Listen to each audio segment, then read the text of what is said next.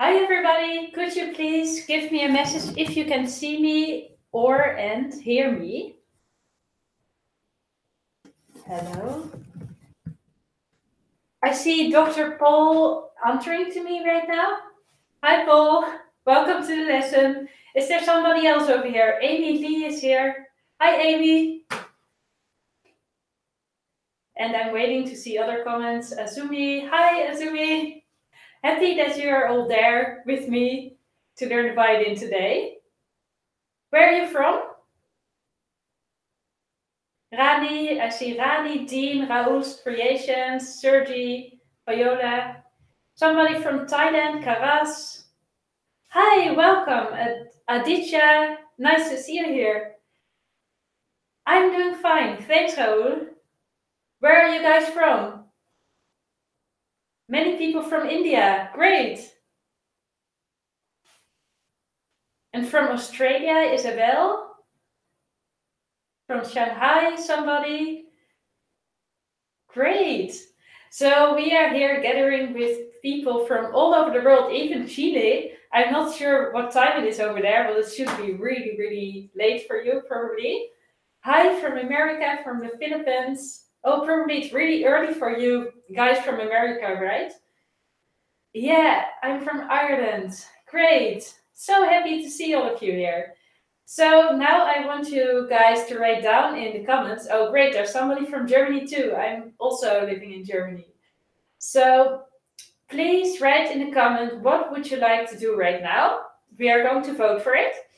So you can choose because I can either teach you a new song right now or I'm going to reply to your personal questions. So please write down in the comments what you would like to do today together. I'm waiting to see your replies. It always takes a while until I can see what you guys are writing. Aruna would like to learn slurs.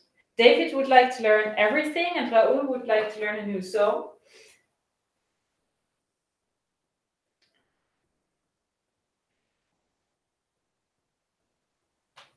Hi Bianca, welcome to the lesson.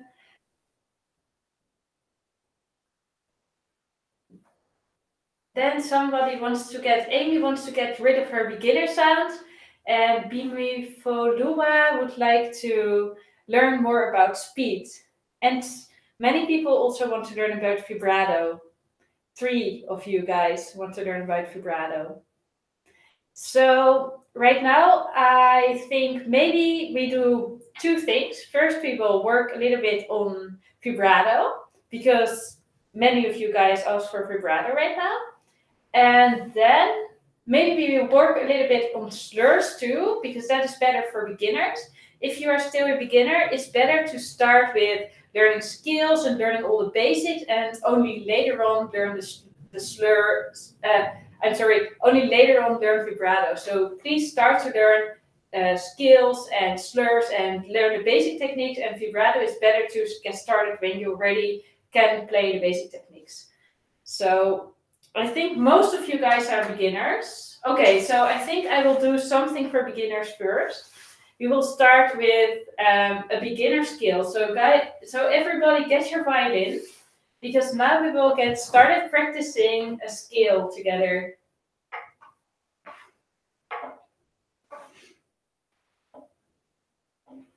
Editha asks why you guys are getting the violin. Have you ever been angry all of a sudden at someone while dealing with something else? Yes, I think everybody gets angry sometimes, right? I think it's a very natural human emotion to get angry. But I try to stay kind to people also when I'm angry.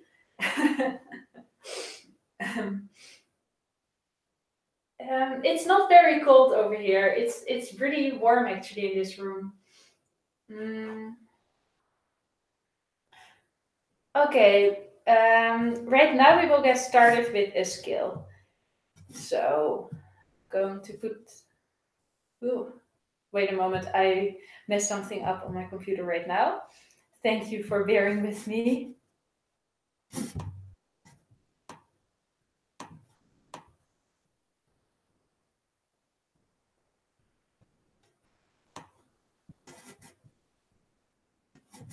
Louise, since you're getting ready for school, I will probably do this again, but I'm not sure when exactly.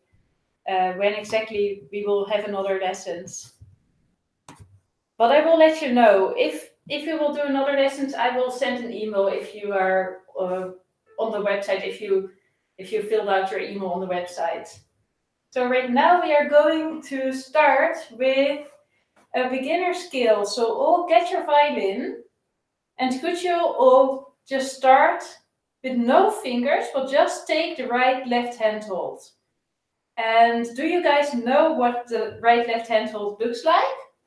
Just as a little reminder, if you hold the left hand in the right way, there's always a little gap over here between the violin and the hand. So you're not holding your hand like this or like that, but the thumb goes to the side of the violin, looks like this, just on the place where you would normally put your first finger.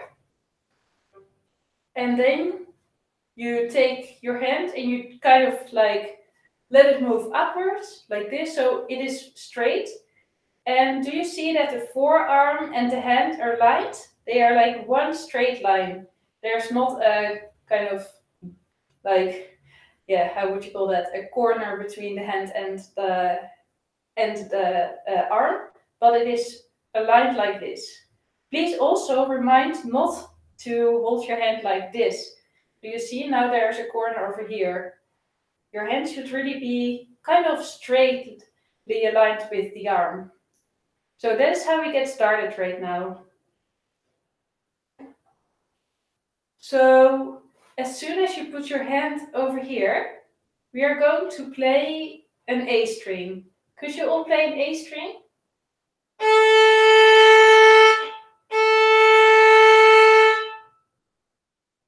It's all for beginners, Jill. You can just join us.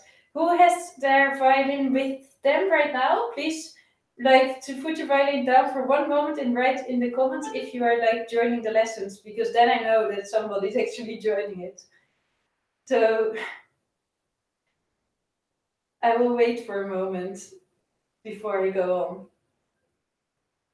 on. Who is practicing the violin right now? Who got the violin? If you got your violin out, please write it down in the comments.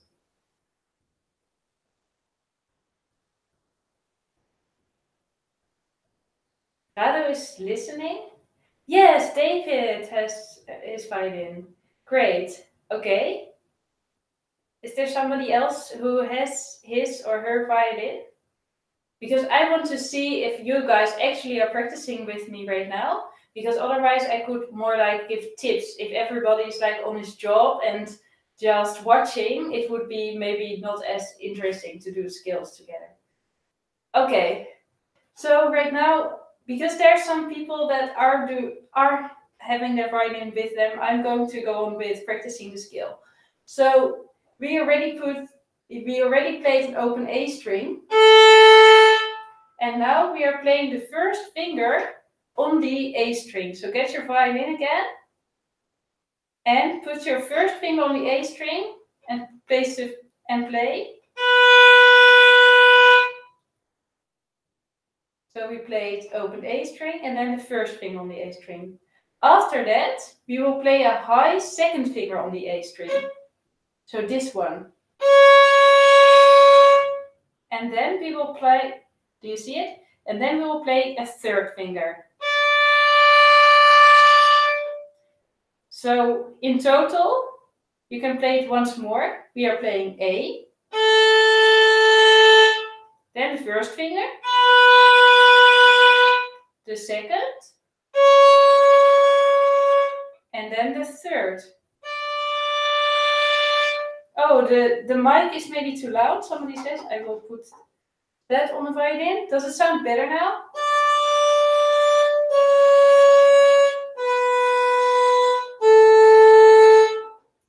Radu, could you please tell me if the sound is better now? I will have a look if I'm using the right microphone. Yes, it should work right now. Does it sound better right now? A bit. That's a shame. It happened last time too, that that the microphone wasn't working very well. I hope it sounds good enough to be able to practice with us right now. Okay, so right now we have been uh, playing A1, A2, A3. Could you please repeat that back home? So A1, A2, A3. Please play that right now.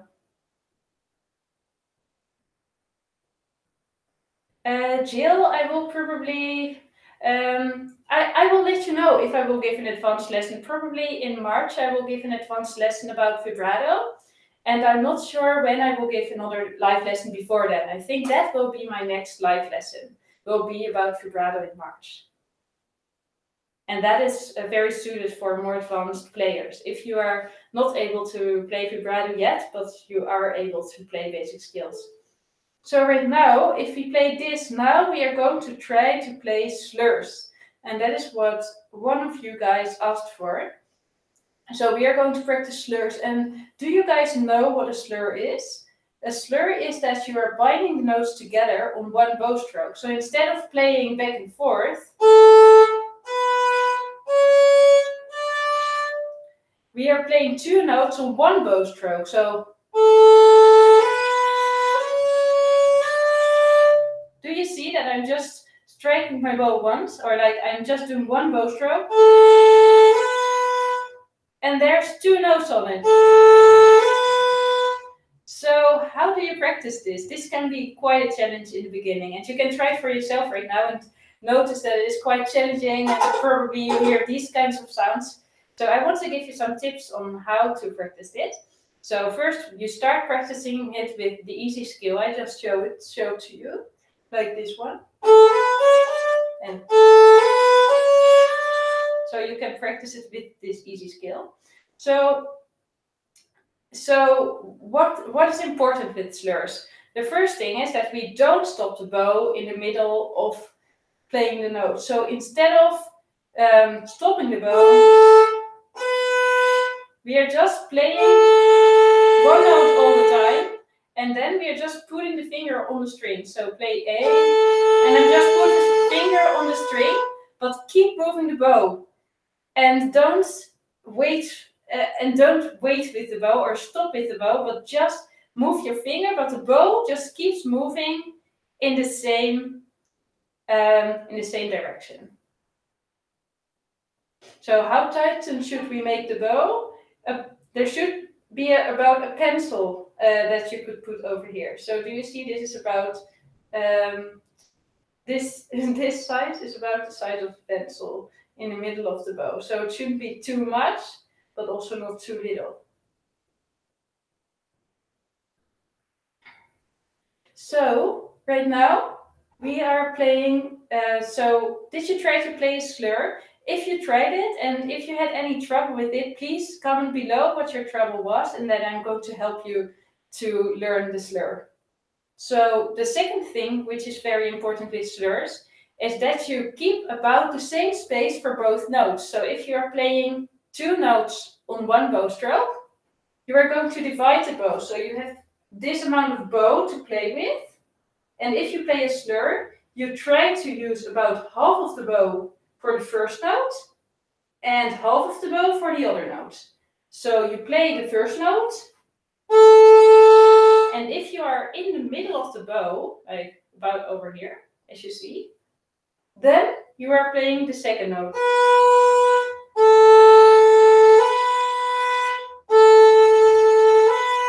If you're playing more than one note on the slur, you can of course also make the bow go into four parts and play a separate note on each part of the bow, or even 5 or 6 parts, and try to make the same space between the notes, like this. So you can choose yourself how many notes you want to put on the bow, like how many notes you want to play on one bow, but it's really important that you give all the notes the same length.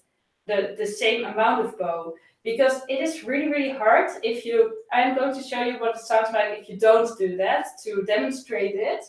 So if you would just take a lot of bow for the first note, do you hear it doesn't sound as balanced anymore? You will hear that the first note will be really loud, and the second note will sound much softer, and that doesn't sound as nice. Oh, really cool. Raoul tells me that he has been with me from the time that I had 50 subscribers. I'm so happy that you're still here. And I think it's great because I think so many people give up after just 1 year of playing the violin, or maybe 1.5 or 2 years. So it's great that you're still here and practicing, because that tells a lot about you and your persistence, and makes me trust that you will really learn the violin. Because learning the violin is not something you can do in 1 or 2 years, but it really takes years for most people.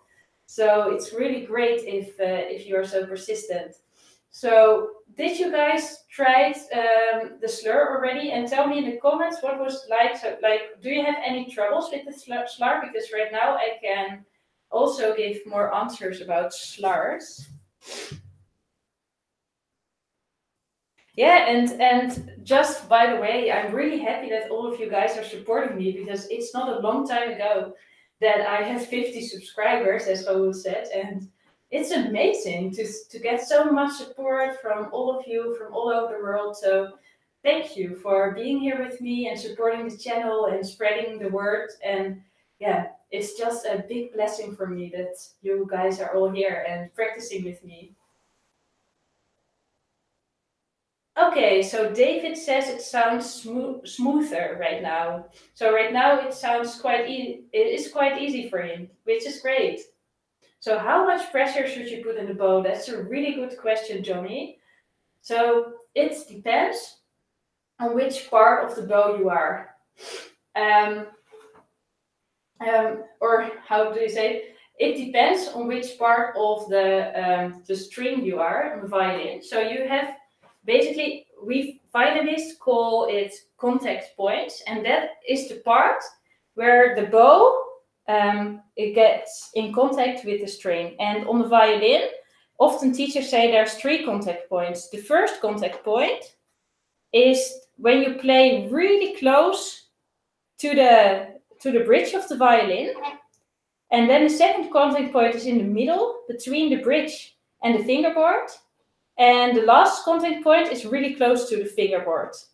And on all these points, you use a different kind of pressure to make the sound good.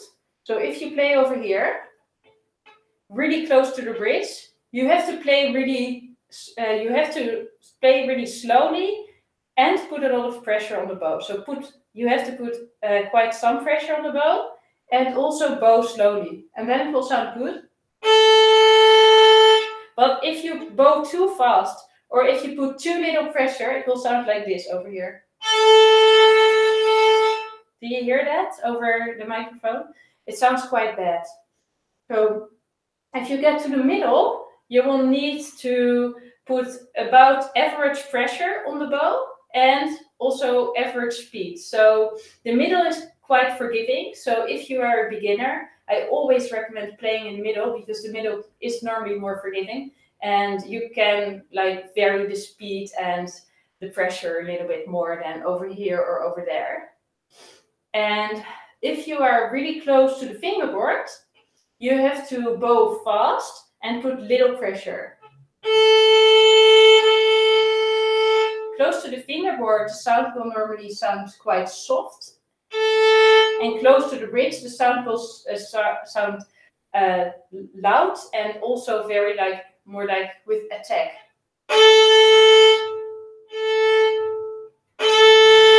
Do you hear the difference? So the sound over here would be perfect for really slow or beautiful songs, like.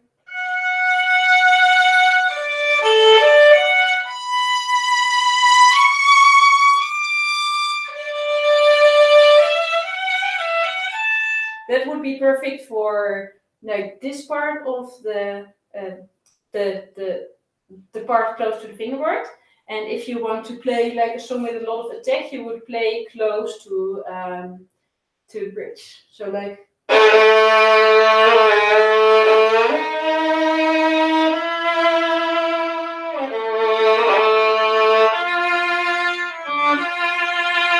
I don't know, whatever. You can play whatever over there, but it will sound much more with much more attack. So the next question. So just as a short summary for everybody, over here, close to the bridge, you will play slow, with slow speed and lots of pressure. It will sound like attack, like there's a lot of energy. If you play close to fingerboard, play fast, and also play with less pressure, with almost no pressure. And in the middle, you go to about the middle of that. So that is the summary. And if you want to play softly, play over here, close to the fingerboard. If you want to play loud, play closer to the bridge.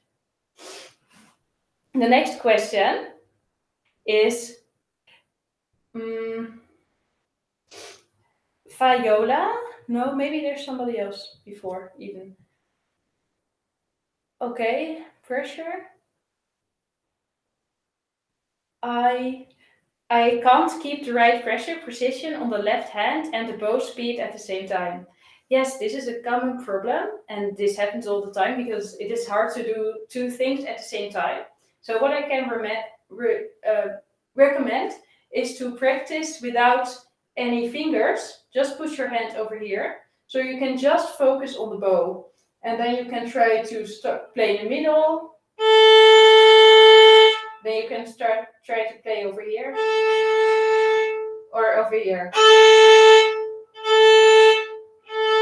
and try different amounts of pressure, and if it works well. The next question, viola. Thanks. Sometimes I touch other strings while playing the slur. How to prevent that? So what happens is that you play the slur and that something like this happens.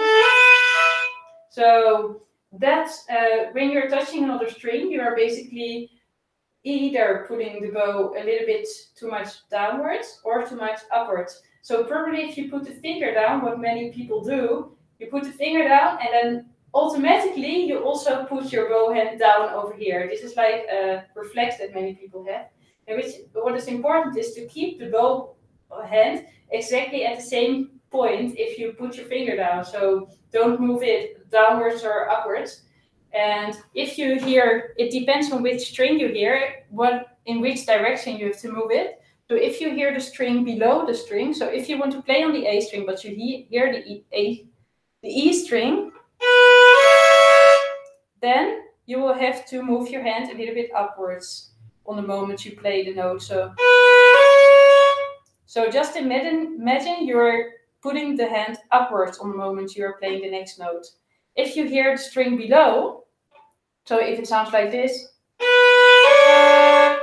like that, you will have to put your hand a little bit downwards in order not to hear the other notes.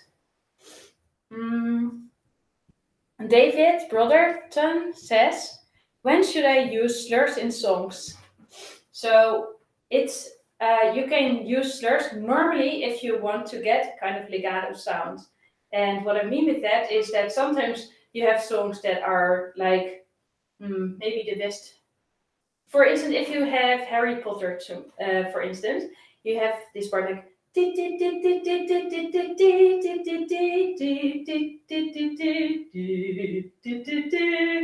like that, and there it would not be good to do slurs, right? Because then it would sound like,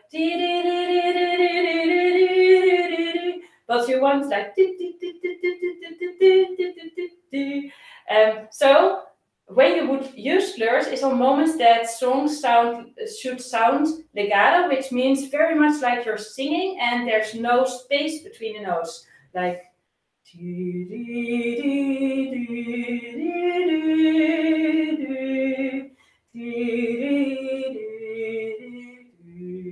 like that. that would be a place where you could use legato. So if song sounds like there's no space between the notes, but it's more like romantic, it's flowing, and then you're using slurs. So maybe you could hear the difference if I'm playing something.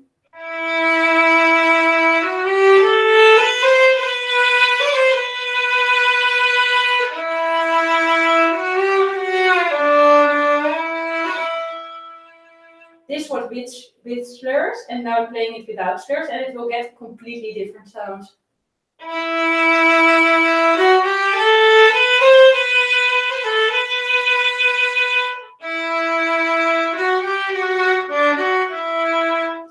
So it sounds less flowy. Or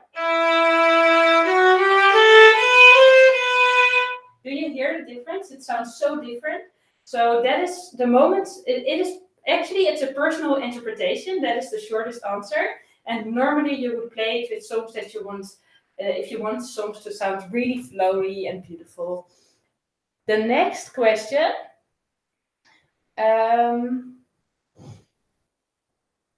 Whoa, there's so many. Wait a second, because my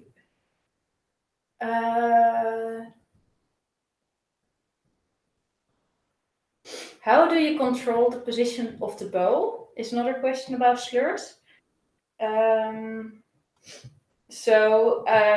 What kind of position do you want to control?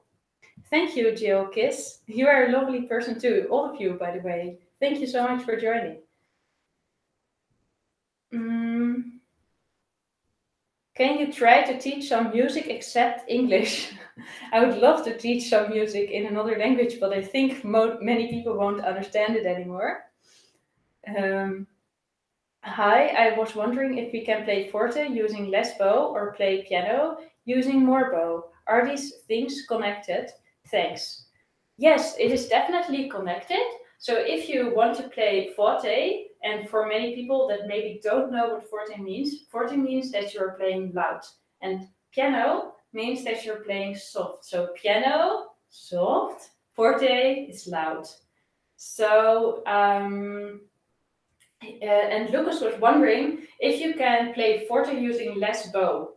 So yes, you can definitely play forte with less bow, but it's more tricky because normally if you want to play louder, if you use more bow, it will sound louder. So it is easier to make a tone sound loud if you use a lot of bow, right? Or in opposed to. But as you see, you can also make it sound loud, but then you need to add pressure. So there's actually 3 ways to make a tone sound louder. The first one is to use the contact points. That is what I explained before. So play closer to the bridge is one way to make a tone sound louder. So instead of playing in the middle or at this part of the violin, play close to the bridge. So I will show you the difference. So it will sound louder over there. So the second way to make it sound louder is to play faster. So that's one way to play louder. Instead of playing slower with your bow. So the third way to play louder is to, what did I already mention? Okay, the third way to play louder is to add pressure. So to move your hand like downwards into the string. Do you see how even the bow like kind of moves downwards when I put a lot of pressure on my, you can either do that with your index finger. So push your index finger into the bow and the bow will move downwards. And the second way, which is probably the better way, is to really relax your hand so much that it really like relaxes into the string. So you let your arm like gravity make the bow move downwards. So that are 3 ways to make a song louder, and on the other hand also to make it sound softer. If you want to make it sound softer, you have to do the opposite. So instead of, so you play with less bow speed, you play with less pressure and closer to the fingerboard. And so if you have less bow and want to play forte, probably playing faster would not be the right method because you don't have that much bow. So you would either go for playing closer to the bridge, or you would push more into the string instead of playing faster and using more bow. And if you want to play piano using more bow, you would have to try to play very close to the fingerboard and also try to put less pressure on the bow to make it sound more piano. I hope that answered your question. Is it too late to play violin if I'm 14 years? No, it's definitely not too late, Luna. I've had students that started older than 80, so you are definitely very young and you can still learn the violin. And I started myself when I was just a few years younger than you. I think I was 10 years old, so 4 years younger. The next question. There's a lot of vibrato questions, but I thought, okay, next month I will host a vibrato class, so probably then I will cover the vibrato questions. I have problem with bow vibration. Can you give me some advice? Rani, could you please tell me when your bow vibrates, on what place your bow starts vibrating when you are playing?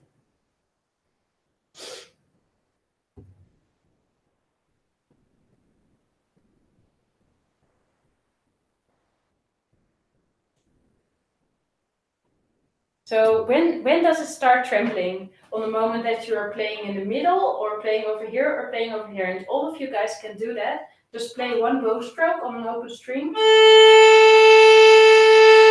And just check when it starts trembling the most.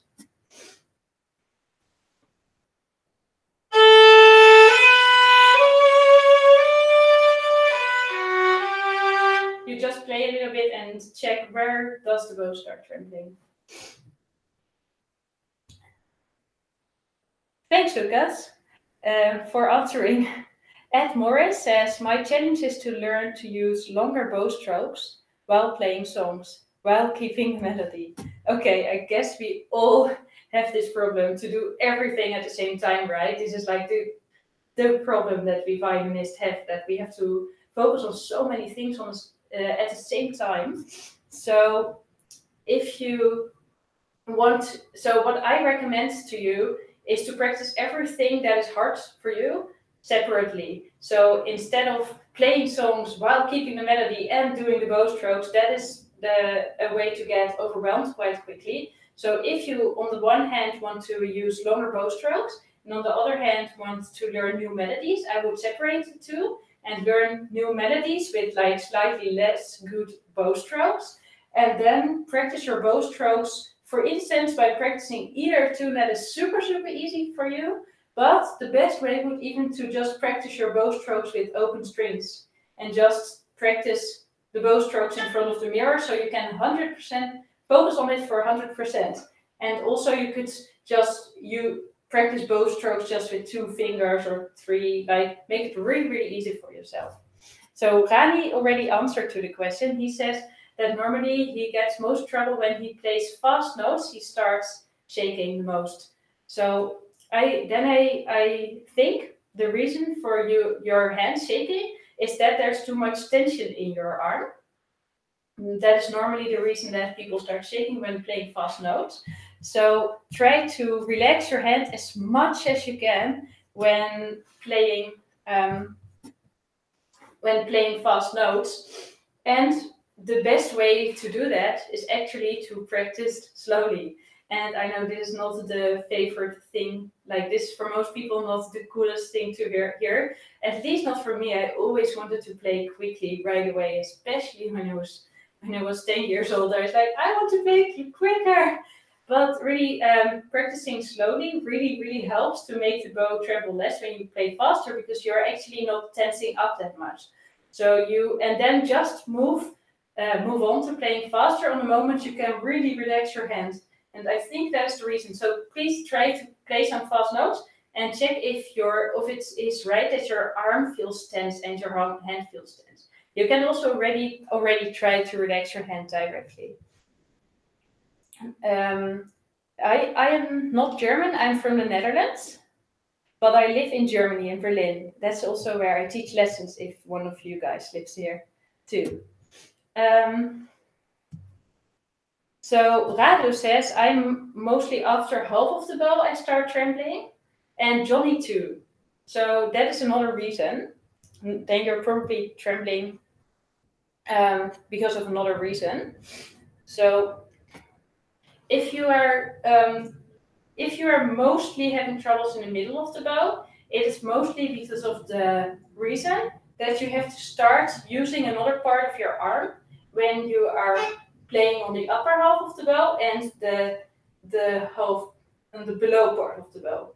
So just have a look at my arm when I play a bow stroke. So in the beginning part, I am mostly using a little bit of my upper arm and a little bit of my forearm, but it's mostly my upper arm.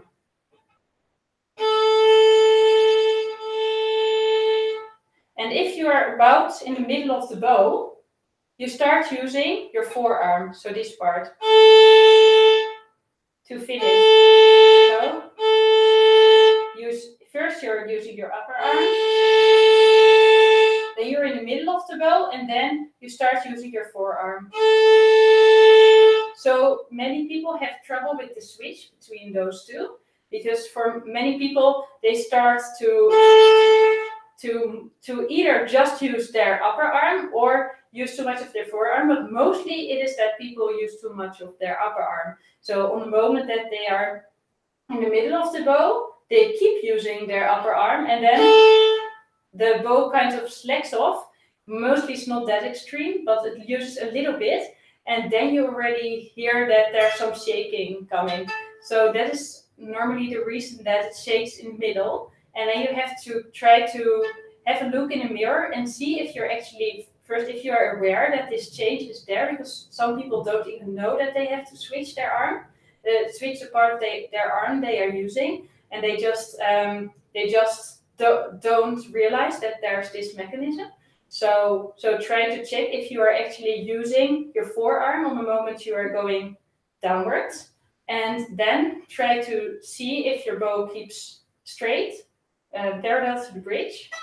And yeah, try to get better at incorporating the forearm and the upper arm. Could that be the reason? Please reply, Radu.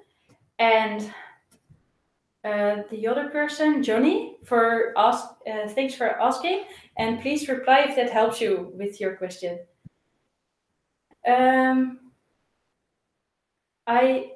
If I could upload Gluck medley, I could maybe once make a video of it, but sometimes I'm just making so many videos already for beginners that I don't really want to spend my time on creating playing videos or other videos myself, because I think more people will benefit from it if I will create more beginner videos, because most of you guys are beginners or are in the first few years of playing the violin, and Gluck is really a hard piece. Thanks, Johnny. Happy to help you.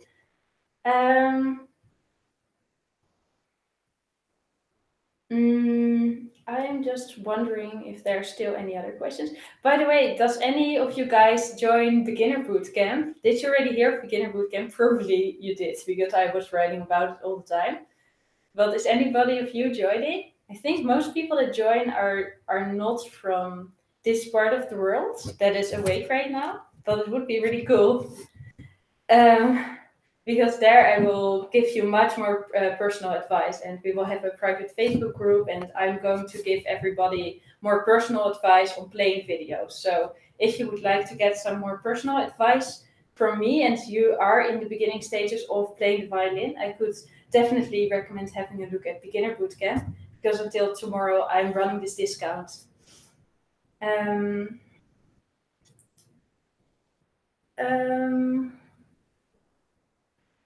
Now Mario says, hi Julia, hi Mario. My bow bounces when I play a note. How can I prevent that? When does it bounce if you play a note? Could you please try to check if when your bow starts bouncing, or I am going to get some water because I am quite thirsty and I am going to be back in 1 minute. So wait a second.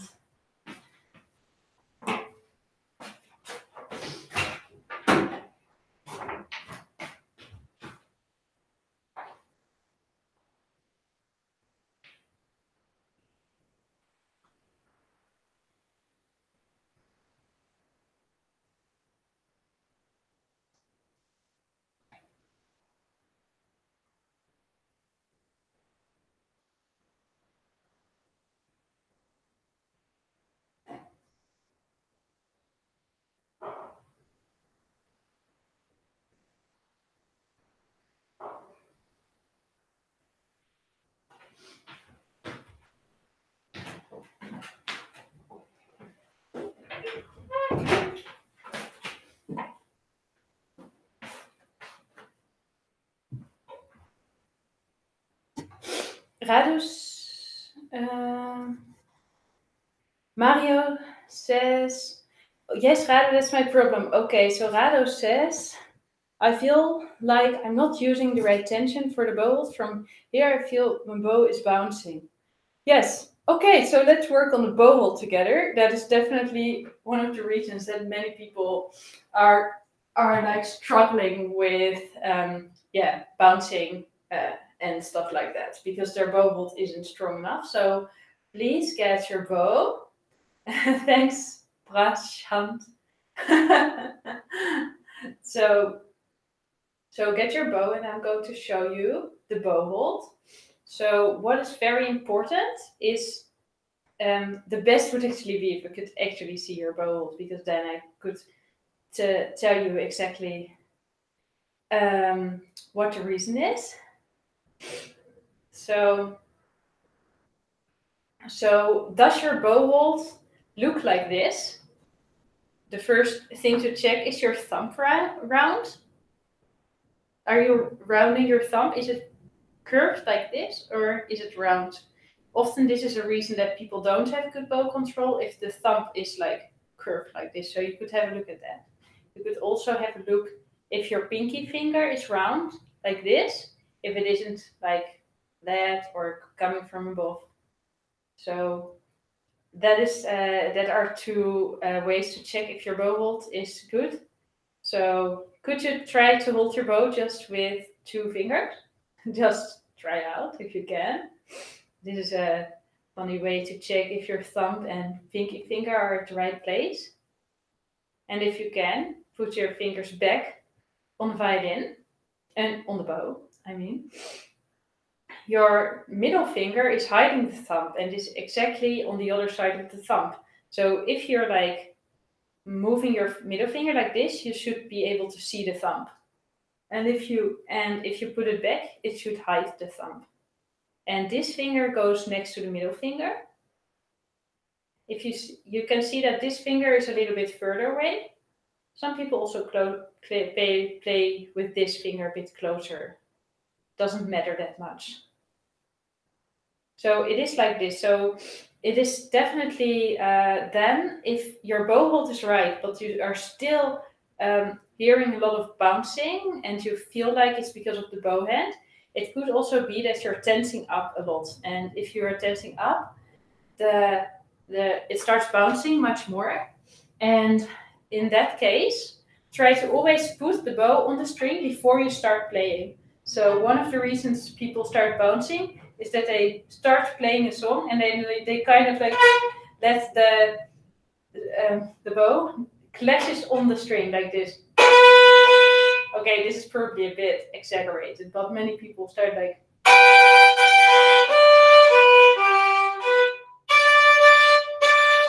You will always hear some bouncing. So before you start playing the song, put your bow on the string, and then start playing. That will make it sound better already.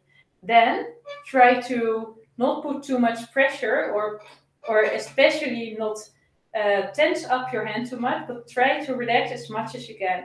And you can do that by tensing up your whole hand and then letting go. And then it should feel more relaxed. And then if you start playing, just imagine that maybe it feels really light to play the violin. So it is like flying. Like it feels like you're not putting any effort into it. It's not like working, but it's really like flying. And that your bow hold is so relaxed that you could even just kind of play with 2 fingers.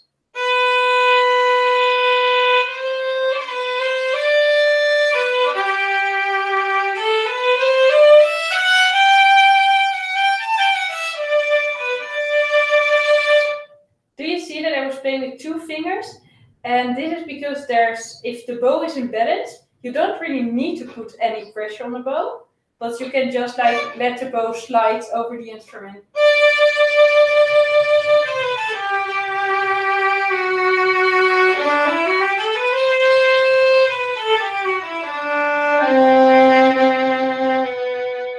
So right now I'm just playing with 2 fingers. Now I'm putting my hand back on the violin bow, but it should still feel in the same way. Like it should feel a bit easier, of course, but it should feel just as light. You are not like pushing into the string, but just like when you were playing with 2 fingers, you cannot push into the bow if you play with 2 fingers. Then you just really have to make the bow will just produce sound because it is just balanced on the instrument and you're just lightly pulling it. So the only movement you made is a soft pull, and then you already hear the sound coming from the bow. So that is really a way to. I hope this helps a little bit to get a better understanding of how it feels if the bow hold feels really relaxed. It feels like not a lot of effort and it feels very relaxing. Does this help a little bit? Please write down in the comments if this helps you, and also if you still have questions or if it confuses you, definitely write it down. Ed Morris says, I didn't know about curving my pinky fingers with bow holds. I will try that today. Great! I wish you good luck trying because it definitely makes a big difference, especially if you are further ahead. So is there still any question of somebody else? Because I see many people watching and not that many people replying. Oceani says, I received your email to get your songbook yesterday, but I still don't get it. And you're from Germany. I can answer in German. Also, Oceani, wenn du das Buch noch nicht empfangen hast, dann kannst du mich nochmal schreiben, aber normalerweise bekommst du eine Nachricht von mir, wo du das Buch herunterladen kannst und musst du nochmal auf einen Link in die E-Mail klicken, die du bekommen hast. Also, du kannst vielleicht nochmal schauen in dein E-Mail-Inbox und dann nochmal schauen, ob du die E-Mail finden kannst, die heißt Welcome to Violinspiration. Und dort kannst du diesen Link finden. Und dort kannst du auch das Buch herunterladen. Okay, next question. I did not do practice. Sometimes I forget to lift my elbow at string crossing. Sometimes I forget to lift my elbow. Is there somebody else still? I just want to be sure that I cover questions of everybody. So if you forget to lift your elbow at string crossing.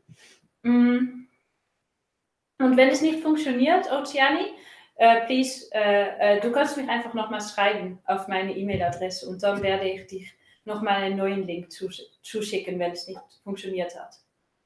Oh, Daniela de Jager, that is really a good tip. You can practice in front of the mirror. Yes, this is definitely something you can always do when working on your bowing.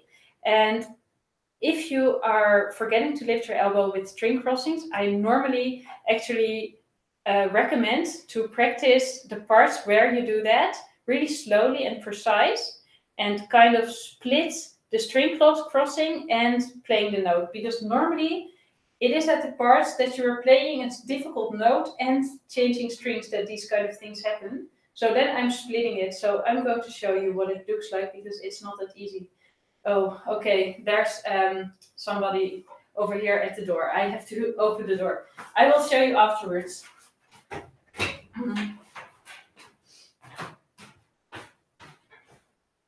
Hello?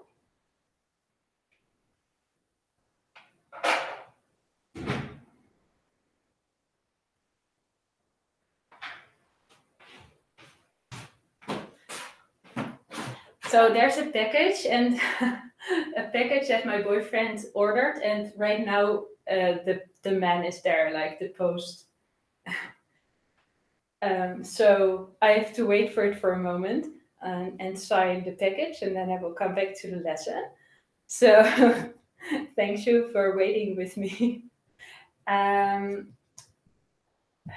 I get confused. I think I need to sign the package first, and then I will talk about string crossing because I get so confused.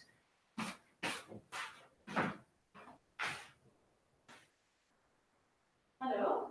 Ik hoor het aan het horen.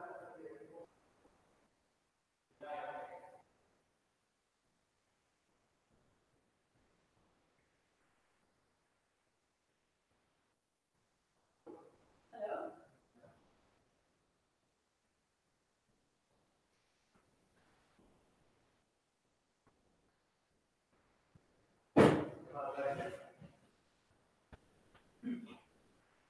Entschuldigung.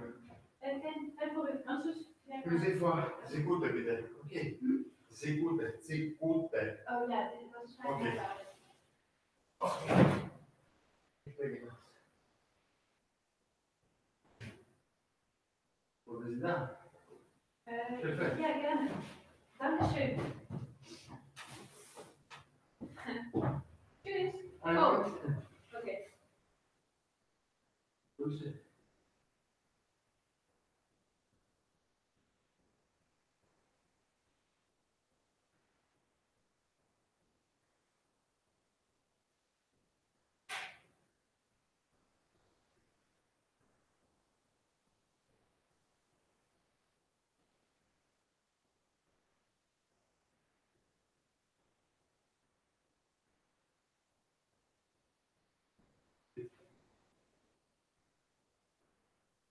Dankeschön. Tschüss.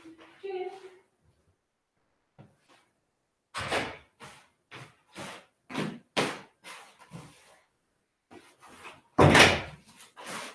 Okay, back to teaching. That was a package for my neighbors actually. Yes, I also play the guitar, Dr. Paul. And Elena asks, will I ever be able to play songs by myself without a teacher? Yes, I think you can definitely learn a lot without a teacher. I learned a lot without teachers too on other instruments like piano and guitar.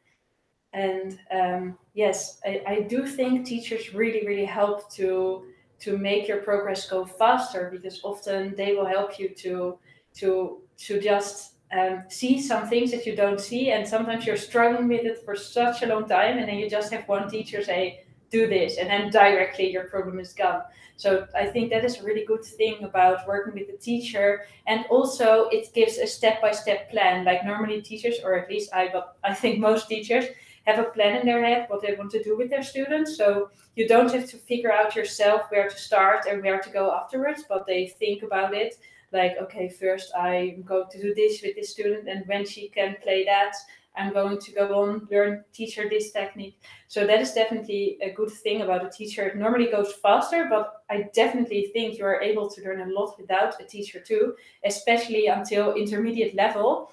And I also had a time where I couldn't really afford a teacher, so I can really understand that you guys maybe are not in the position to be able to afford a teacher right now. And I've been there too, and definitely I think you can learn so much from just watching videos and doing things by yourself. So yes, that's otherwise I wouldn't be making these videos if I thought they were useless.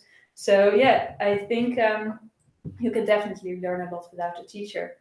So let's see if there's somebody else. How can I stop at the stop sign without making any sound after that? So what you try to do is that if you stop, you don't stop abruptly and then you will hear this little scratch. But you play slower all the time, and then in the end you stop. So in slow motion you would play fast, slower, slower, slower, stop. So you stop by going slower already before you actually stop. So, and that you don't really hear it, but it sounds much better. So you start to go slower before you actually stop already. When will somebody that is learning how to play the violin be ready to learn how to play the guitar or another musical instrument? So I don't think you cannot not be ready to learn any instrument, also if you are just beginning in one instrument. What I think is important to ask yourself if it actually distracts you from the other goal, because sometimes if we set ourselves too many goals at the same time, we don't do anything for real and then we quit everything. So ask yourself if it is really something you want to learn right now, and that it just really, really inspires you and that it helps you, because it can help you if you learn two instruments at the same time. What I also did when I was 15, I was also practicing two instruments, but I really had for the time for both instruments, and then actually I got better at both because I learned things from piano, and then I could also do that on the violin and so on. But on the moment you notice you don't really practice that much on both, or you kind of quit violin because you start a new instrument, sometimes it can be a distraction because you are hitting a hard point in, like, the beginning is always easiest, and then the further you get practicing the violin or any instrument, it gets harder. And sometimes we use a new instrument as a kind of excuse to stop practicing, and that is what I definitely also did. So to ask yourself if this is really going to, if you really want to play both instruments and if you want to dedicate the time for both instruments, or maybe you would like to play another instrument, which is no problem too. And it's also no problem if you don't really master any instrument, that is even no problem.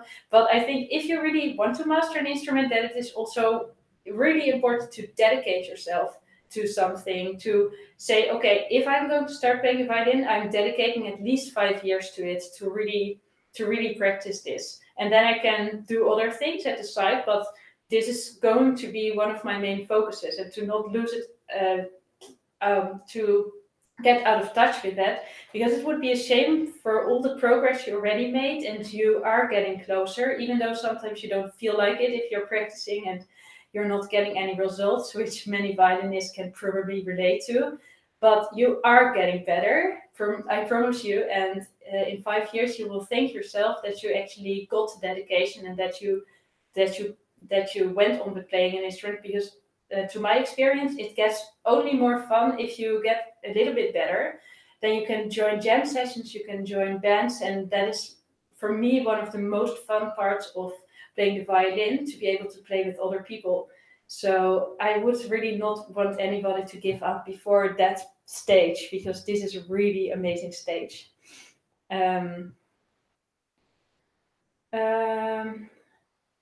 Next question. Who is your boyfriend? My boyfriend is called Sasha.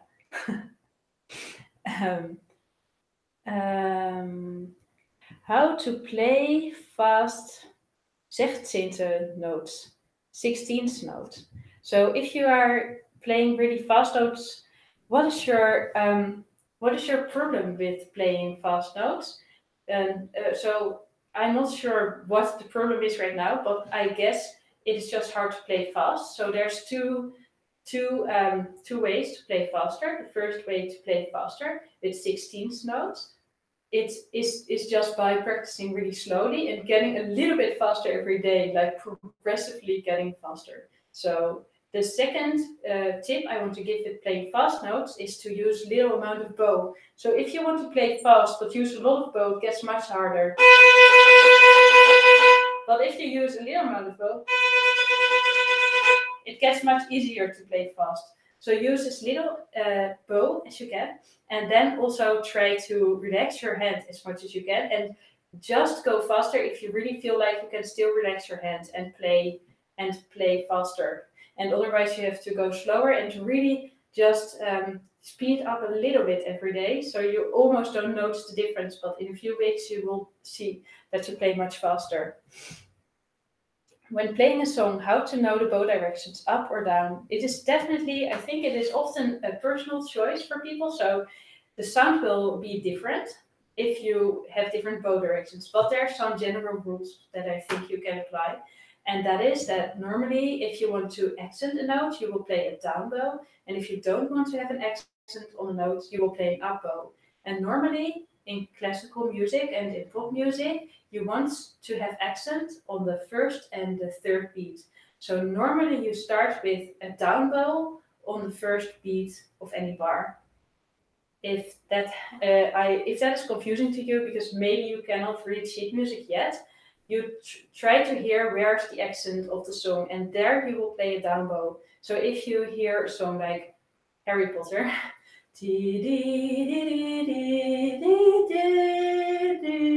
so if you have do you hear that? Do you hear that? The second note sounds more accented than the first one. If the first one sounds more accented, it would sound like but it sounds so the second note in this case will be a down bow. This is also the first note of the bar, and the note before was an upbeat if you know what it is. But if you don't know what it is, just leave it and just feel it where you feel the accent. So if I have another song, so for instance Twinkle Twinkle Little Star, it goes like this. So the first note sounds more like an accent than the second one. Do you hear that?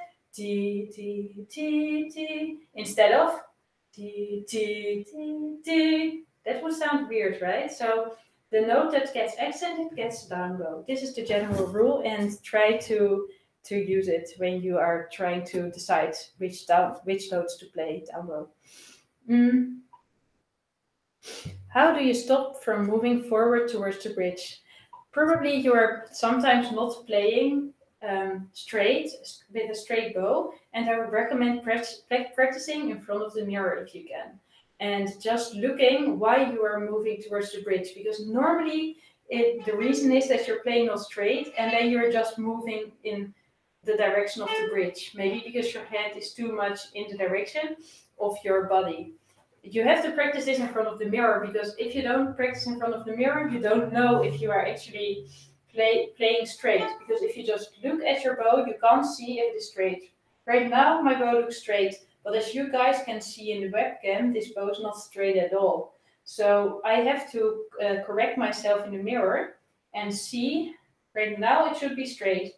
But if I look at my bow, it doesn't look straight at all if I look at my violin. So you have to check in the mirror if you're actually playing as straight as you think you are, because probably you are not, and you could work on that, and then you would definitely have less problems with moving in the direction of the bridge. Okay, the next question is from Mary Bauer, and she asks, how do I learn to play fiddle style? Are you already a classical violinist, Mary, or are you just getting started playing the violin? Because then I can give you better advice. I will check if you will answer later on, and meanwhile I will go to the next question. Explain pizzicato, please. So, and somebody already asked pizzicato because so many people don't know what it is even. So first, pizzicato is plucking the strings. So it is, instead of playing with the bow, plucking the strings. So to start playing pizzicato, you put your thumb very close to the fingerboard over here, and you touch the fingerboard with your thumb. You let it rest on the fingerboard, and then you are just putting your finger, your how is this called, the index finger, you put it on the string, and you are just plucking it towards you. You are plucking above the fingerboard, so not over here, not in the middle of the bridge and the fingerboard, but plucking over here. Johnny says, I would love to join the bootcamp, but it's a bit pricey at the moment. Oh, I understand. It's no problem. If it is too pricey, I will still be making free lessons available like this and many more things. So, and if you get a Patreon, I will able to donate in the future. I actually have a donate page, but I think I forgot to put it on my website. I will put it on my website again so people can actually donate if they want to. I will let you know if I put it on my website again.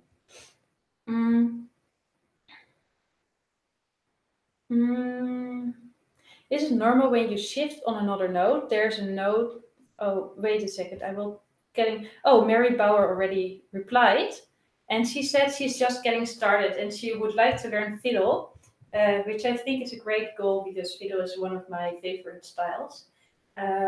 So, what is important when you are playing fiddle is not necessarily all the classical techniques. For instance, vibrato is not that important for you because many fiddle players play without vibrato at all.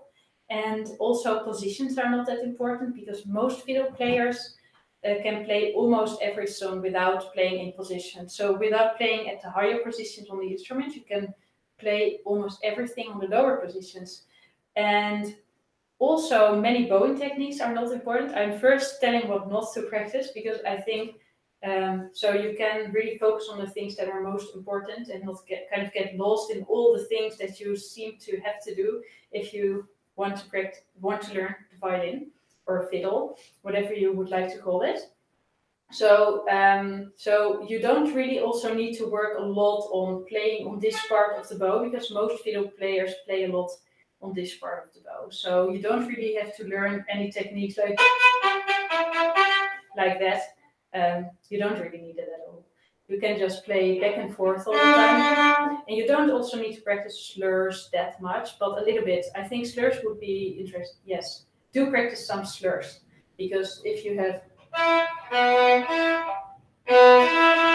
Yes, slurs are important, but not that important to practice very long slurs. So what is really important if you want to learn fiddle? The first thing is to learn to play in the first position really well. Not that much with the fourth finger, you don't need the fourth finger, but with the first, second and third finger. Fiddle players normally don't use the fourth finger that much because they can just play open strings instead of the fourth finger because it's the same notes. I will show that to you right now. This is the fourth finger on the E string. This is the open E string. And if you hear that, that is the same note. So that's why fiddle players often use the open strings because actually they like the sound of open string.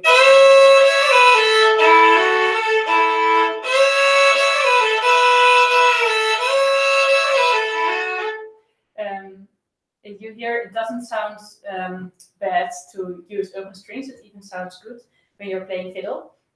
So try to work a lot on your first position. You can do that by practicing beginner songs. It doesn't matter. It shouldn't necessarily be fiddle music. It could be Twinkle Twinkle Little Star, Suzuki Book. It could be a beginner's course or a general beginner course. It could be beginner songs, film music. But try to keep practicing songs that are in the first position. Also try to practice scales in the first position because at some point you will need to have to play really fast. Some fiddle tunes are slower, but there's also some really, really fast fiddle tunes. So try already to start working on playing faster, and you can do that by playing a lot of scales and playing and trying to make your fingers move faster by moving up the speed of the scales a little bit every day. So if you play the scale of D,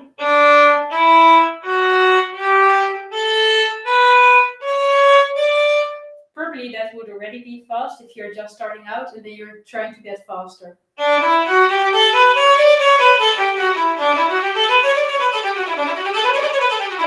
And then you're trying to learn to play faster all the time because if you're playing fiddle, you really have to play like really fast sometimes, like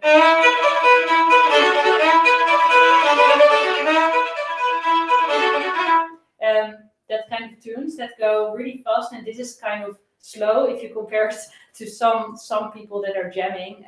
The jam sessions go faster and faster. So that is definitely something to work on, to play fast in first position. and to be able to play the notes well in first position. The second thing I would work on is to start learning tunes, because in the end, the best fiddle players know every single fiddle tune. So you can already start by learning easy tunes. So ask maybe a local fiddler, what are the most easy fiddle tunes that I can practice right now? Or because normally on every fiddle jam they have different tunes that they play the most. So in Berlin there's a lot of fiddle jam sessions, like maybe 10 a week or something like that. That's where I live. And on every jam they have their own set of tunes that they normally play. So I would go to my local fiddle jam if I wanted to join later on and ask, what tunes are you playing and what tunes are probably good to start practicing? So what are the easiest, slowest tunes, maybe the airs, or maybe other tunes that are just slower than the others, and start working on your tunes, because you will probably need to learn a lot of tunes and play it by ear if you want to learn fiddle. So you can already start working on that. And the third thing I recommend is to not learn a lot of violin by notes, but find a teacher that focuses on learning by ear a lot, because that is really important when you want to practice fiddle. I'm actually personally trying to teach my students a lot by ear. And I think that is really good if you want to learn improvising, fiddling, or if you want to kind of copy people from the internet, if you want to hear other people play and be able to play the same, because that is also a really cool way if you get better at playing by ear, and also if you hear somebody play, kind of hear which note they are playing, because you can actually learn it. For instance, when I hear somebody play and that person is playing in normal tuning, I can tell from every note exactly where it is on the violin, because I can hear it directly. And this is actually something you can practice and learn, so that you would actually not have to think anymore, but you will hear a note and you will know where it is on the violin. And you do that by practicing a lot, by listening to other people and trying to play it afterwards. So you can do that by practicing with YouTube videos. Yeah, that is definitely the three most important things, I think. So play really well first position, start learning tunes, try to learn as many tunes as you can, and learn by ear a lot. Don't focus that much on reading notes, but learn as much as you can by ear. And find a teacher that wants to do that with you, because some teachers want to learn notes all the time, and that is probably not the best teacher if you want to learn fiddle, but really good for classical music, of course. So let's see if there's still any other questions. Oh, it's quite late already. I need to leave soon. So now I'm going to ask to answer the last question. Thanks, Liz. Ed Moore says, that's how I learn new tunes. By watching, listening to videos, and learning by ear. Great. Yeah, it's great that you guys are already learning by ear. I think this is one of the best ways to learn. This is my personal opinion, so definitely don't take it that serious.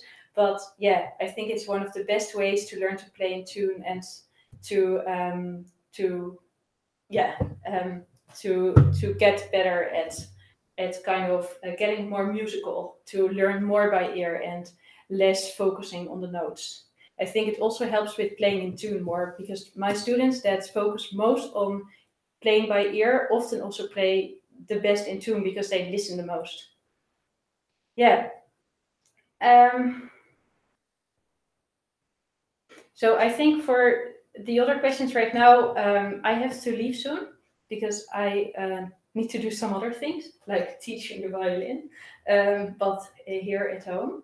So yeah, thank you so much for being there, everybody. And thank you, Mary, for being there, Ed, Raoul, Elena, Mary, everybody who joined me on this lesson today. Yeah, really happy that you were here.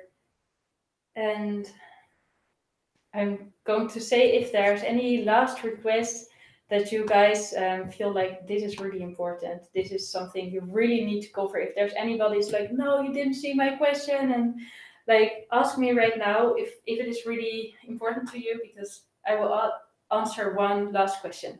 So if you feel like you're the person that should be answering right now, feel free to tell me if you feel like something is unresolved right now. Thanks, Wissam, for joining. And oh, it's so sad. You just joined now, and now I'm leaving already. Ah, how? Okay, so there's two people that still have a question that feels important. Niha says, "How can I know when it's time to change the strings?" So normally you can change your strings once in half a year or maybe a year if you don't play that much. But normally because for many people new strings is not that cheap. So actually I normally play with my strings until they break, which is not probably not the best tip, but I do it like this and it doesn't really hurt my violin or yeah. But you can also change your strings more often. Many violinists say you have to change them every half a year. So if you want to do that and if you have the funds for that, I could recommend it because it will sound the best on your violin. Mary says, how not to hit the other string if you were to hit the other string. So if you want to practice that, I actually do recommend watching Beginner Bootcamp because that is actually something we will cover over there. And yes, this is definitely you have to practice it a lot and change strings. Get better at changing strings. Um,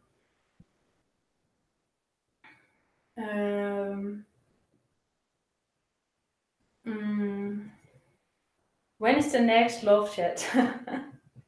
I think the next course will, or the next live lesson will be next month somewhere. I'm going to send everybody an email, and if you are on the mailing list, you will get an email about it. But if you're not, you can go to violinspiration.com and click on new here, please join, or something like that, become a member. Don't become a general member, but get on the mailing list, and then I will give you, and then I will let you know if there's the next live lesson. And that will be about vibrato probably.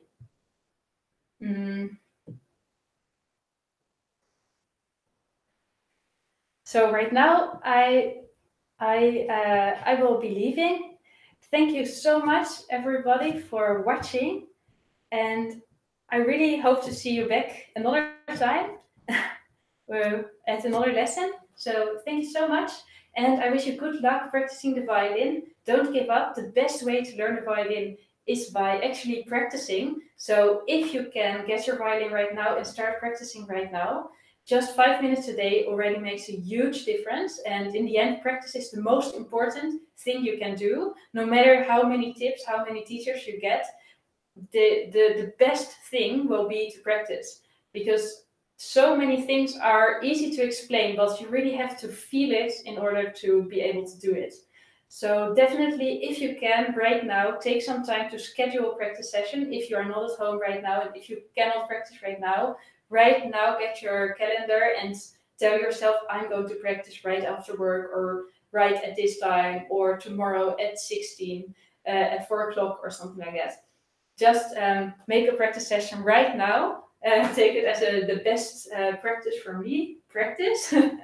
I know it sounds boring, but you know, often these simple things are what really makes the difference between you learning violin or feeling like you didn't really learn it the way you wanted to. So I'm really looking forward for the next lesson. Also looking forward to see you guys again, Elena and Daniela, and everybody, and Liz, and everybody that joined. So see you again. Practice well.